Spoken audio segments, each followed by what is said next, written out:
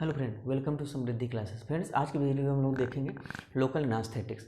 तो एनास्थेटिक की अगर हम बात करें, एनास्थेटिक दो टाइप का है, एक जनरल एनास्थेटिक है और दूसरा लोकल है। अगर जनरल एनास्थेटिक की बात करेंगे तो हम बात करेंगे सेंट्रल नर्वस सिस्टम में, लेकिन आज यहाँ हम बात कर रहे हैं लोकल एनास्थेटिक की।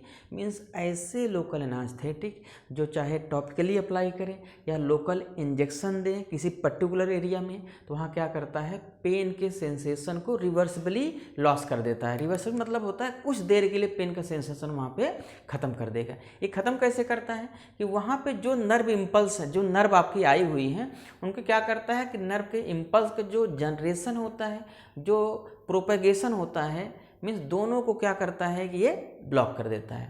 दूसरा क्या होगा, जो पेन का सेंसेशन होगा वो कुछ देर के लिए, मीन्स 2 आवर्स के लिए, 1.5 आवर्स के लिए आपका क्या होता है कि वहाँ उस देर के लिए क्या करता है, उस पर्टिकुलर एरिया में पेन का सेंसेशन ख़त्म कर देता है। दूसरा चीज़ क्या है कि ये जो पेन का सेंसेशन ख़त्म करता है एक पर्टिकुलर एरिया में, वहाँ पे कोई भी स्ट्रक्चरल डैमेज नहीं करता है, कोई भी स्ट्रक्चरल डैमेज नहीं होगा। बस ऐसा ये करता है उस पर्टिकुलर एरिया में जो नर्व इम्पल्स हैं, जो नर्व वहाँ पे कांटेक्ट में आ रही हैं लोकल एनास्थेटिक की, उसको क्या करता है वहाँ पे नर्व्स का जनरेशन और प्रोपेगेशन को ख़त्म कर देता है। तो हमने बताया कि लोकल एनास्थेटिक लोकल एरिया में अप्लाई करते हैं, चाहे टॉपिकली अप्लाई करें या लोकल इंजेक्शन देते हैं, वो क्या करते हैं, पेन के सेंसेशन को रिवर्सिबली क्या करते हैं, लॉस कर देते हैं।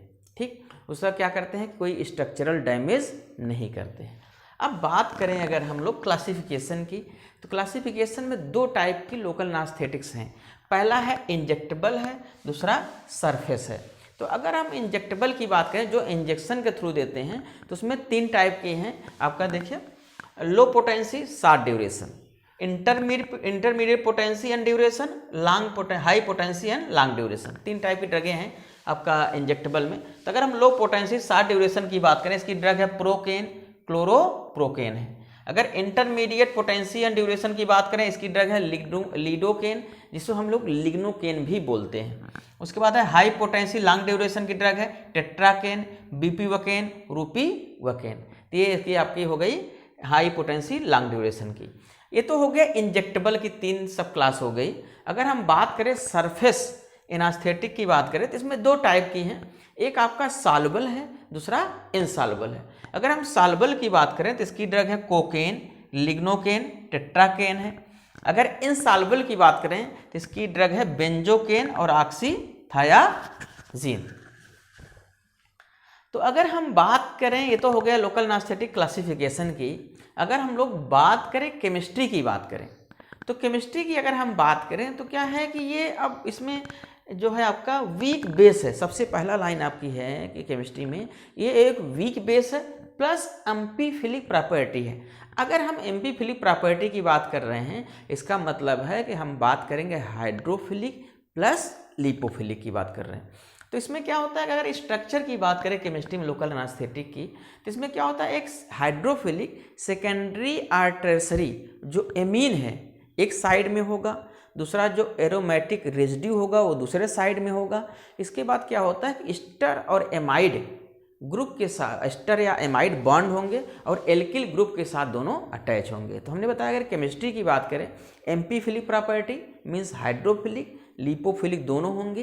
तो क्या होगा, एक तरफ हाइड्रोफिलिक सेकेंडरी या टर्सरी एमीन हो जाएगा, दूसरी साइड एरोमेटिक रेजिड्यू होगा, एस्टर और एमाइड की बॉन्डिंग होगी और एल्किल ग्रुप के साथ दोनों क्या है आपके जो साइड्स चेन है वो अटैच होंगी। ये तो हो गया आपका केमिस्ट्री की बात करें। अगर हम बात करें कि अब ये तो हो गया था पोटेंसी के अकॉर्डिंग जो क्लासिफिकेशन है। अगर हम बात करें डेरिवेटिव के अकॉर्डिंग कौन कौन से हैं, तो हमारे पास 2 डेरिवेटिव्स के लोकल एनास्थेटिक्स हैं। पहला है एस्टर लिंक, दूसरा है एमाइड लिंक। इसको याद कर लीजिएगा, कभी कभी पूछता है क्लास, आपका जीपैड पूछ लेता है कि इसमें एस्टर कौन सा है, एमाइड कौन सा है, जिसमें जो लिंक होगा वो आप निकाल लीजिएगा। तो अगर एस्टर की बात करें तो कोकेन हो गया, क्लोरोप्रोकेन हो गया, टेट्राकेन हो गया, बेंजोकेन हो गया। अगर हम बात करें एमाइड की तो लिग्नोकेन, बीपीवकेन, प्रिलोकेन, ये जो ड्रग हैं आपकी कौन सी हैं, एमाइड डेरिवेटिव से। अगर अब हम बात कर रहे हैं, एक छोटा सा पॉइंट है कि अगर एस्टर है एमाइड है, इन दोनों में बेटर कौन सा है, कि अगर हम लोग दोनों ड्रग ले रहे हैं तो इसमें बेटर कौन सा है, मीन्स एस्टर ज़्यादा इफेक्टिव हमारी बॉडी के लिए होगा कि एमाइड का होगा। तो हम लोग एक चीज़ देख रहे हैं यहाँ पे वो है एमाइड का देख रहे हैं। तो उसके जब एमाइड देखेंगे तो ऑटोमेटिकली एस्टर का निकल के आ जाएगा। देखिए पहला क्या है कि अगर एमाइड लोकल एनास्थेटिक की बात करें तो क्या है, more intense long lasting action है। इसका मतलब है क्या, देखिए more intense long lasting action, मतलब ड्यूरेशन ऑफ एक्शन ज़्यादा होगा और मोर इंटेंस होगा, पोटेंसी ज़्यादा होगी। एमाइड की बात कर रहे हैं। दूसरा क्या है, बाइंड अल्फा-1 ग्लाइकोप्रोटीन इन प्लाज्मा। अब क्या है कि प्लाज्मा में जो इसकी बाइंडिंग होती है वो होती है अल्फा-1 ग्लाइकोप्रोटीन से बाइंडिंग होगी। तीसरा चीज़ देखिए क्या होता है कि जो लोकल एनास्थेटिक होते हैं ये क्या होते हैं, ब्लड में जैसे पहुंचेंगे वहाँ पे स्टरेज एंजाइम होगा। अब स्टर है तो स्टरेज एंजाइम होगा तो ब्रेक डाउन हो जाएगा। हम यहाँ पे लेंगे एमाइड। एमाइड क्या होता है कि वो स्टरेज एंजाइम से ब्रेक डाउन नहीं होगा। अगर लोकल एनास्थेटिक का ब्रेक डाउन नहीं होगा तो बॉडी में ज़्यादा देर तक स्टे रहेगी, रिसेप्टर से बाइंडिंग ज़्यादा होगी। अगर बाइंडिंग ज़्यादा होगी तो हमारी बॉडी में इफेक्ट भी ज़्यादा देर तक मिलेगा और बाइंडिंग ज़्यादा हो इंटेंस इफेक्ट मिलेगा। ये होता है हमारी एमाइड लिंक्ड लोकल एनास्थेटिक जो ओवरलैप कर रहे हैं किससे, स्टर से। ठीक है, उसके बाद आता है कि हाइपर सेंसिटिविटी की बात करें अगर हम लोग कि कौन सा काज करता है, तो स्टर में हाइपर सेंसिटिविटी ज़्यादा है, जबकि एमाइड में कभी कभार ऐसा होता है कि लोकल एनास्थेटिक की जो ड्रग है एमाइड डेरिवेटिव्स की, उसमें कभी रेयरली केस में होता है कि हाइपर सेंसिटिविटी रिएक्शन आपको देखने को मिल जाए। तो ये है आपका कंपैरिजन जब करेंगे कि features of the amide local anaesthetics, कि हमने बताया कि आपका क्या है, मोर इंटेंस है, लॉन्ग ड्यूरेशन एक्शन है, स्टरेज एंजाइम के प्रेजेंस में डिग्रेडेशन नहीं होगा, अल्फा-1 ग्लाइकोप्रोटीन से प्लाज्मा में बाइंडिंग हो जाएगी।